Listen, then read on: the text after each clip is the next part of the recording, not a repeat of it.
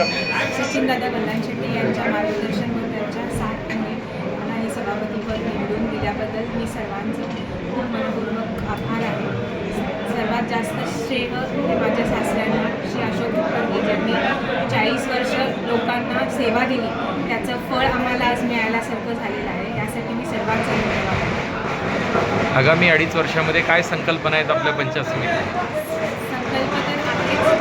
थोड्या वर्षापासून आम्ही समाजसेवा करतच आलेलो. यापुढेही समाजसेवा करून सगळ्या गाव, सगळ्या लोकांची जे काही सुविधा आहेत ते सर्व पूर्ण करण्याची आम्ही पुरेपूर प्रयत्न करू. मागच्या वेळी हिप्परगी परिवाराला उपसभापती पदाची संधी मिळाली होती, यावेळी सभापती पदाची संधी मिळाली आहे, काय सांगाल आपण? उपसभापतीपद तर दादांनी खूप छानपणे सांभाळलेलं आहे. त्याच्याहून जास्त आम्ही प्रगती करू, लोकांचे सगळे आश्वासन पूर्ण करू.